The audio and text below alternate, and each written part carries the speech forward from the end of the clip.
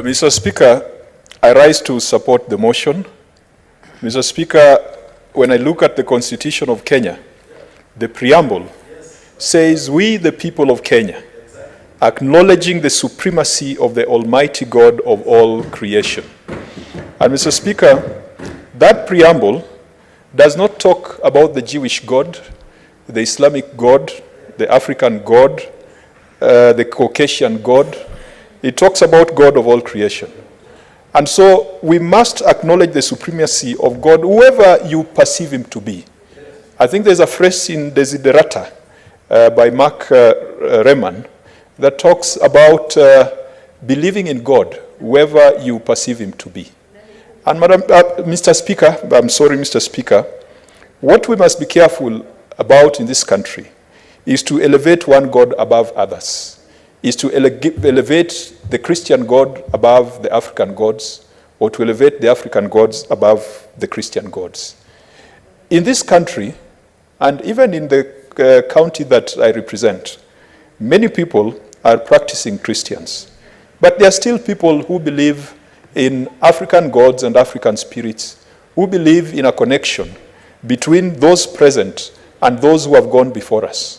And that is why, even when we go to funerals, after praying, after invoking all the Latin liturgies that accompany our burial ceremonies, you will find us saying to the person, the dead, telling the dead to go to pass our greetings and pass messages to those who died before them. That tells you, Mr. Speaker, that we are like the Oreo biscuit. We are Christian on the outside and African on the inside. Mr. Speaker, it's important for a country to pray. It is important for the country to recognize God. But our Constitution also requires us to recognize other people. Mr. Speaker, if you look at that preamble, our first acknowledgement is the supremacy of the Almighty God. The next line is that we need to honor those who struggle to bring freedom and justice to our land. When will Parliament ever adjourn to honor those heroes who struggle to bring freedom and justice to our land? Yes, we've got Madaraka Day and Jamhuri Day. Those are national and public holidays. But when will Parliament deliberately take time to honor those who heroically struggled to bring freedom and justice to our land? Mr. Speaker, that preamble is the basis upon which the state of Kenya is established. And so let us not only think about God when things are going bad.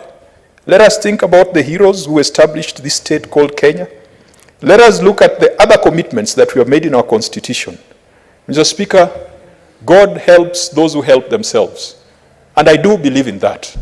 And there are some people who think that that is a saying by dynasties and not a saying that favors hustlers. Because even the hustlers, if you are not going to go out to push that wheelbarrow to the market, you are not going to get money for the day. This country cannot mismanage its finances. This country cannot mismanage policy and then turn to prayer. We must do the things that God has endowed us with knowledge and wisdom and capacity to do. And only then, after we have applied ourselves fully, and we see that results are not forthcoming, that is when we go for that national prayer, national fasting, and all those activities that we are being encouraged to do. Mr. Speaker, I have no problem with religion. I have no problem with us setting aside a day for prayer. I only have a problem with anything that will breach Article 8 of the Constitution that says that there shall be no state religion. I want to encourage those who are organizing the prayer day that let us ensure that all the gods that we believe in are worshipped and are upheld and are put at the same level on the day we are having the national prayers. Mr. Speaker, finally, if you look at the second schedule of our Constitution, our national anthem is there. And the first word, the opening comments in our national anthem is, "O God of all creation, bless this our land and nation." But then the next one says, "Justice be our shield and defender."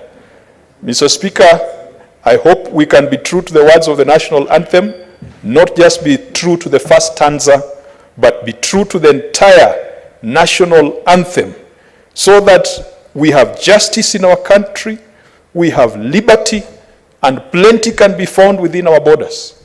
And when there's plenty within our borders, the state shall not steal it back from us in the form of draconian taxes. Mr. Speaker, I support. Honorable Senators, having no other senator interested to contribute, I call upon the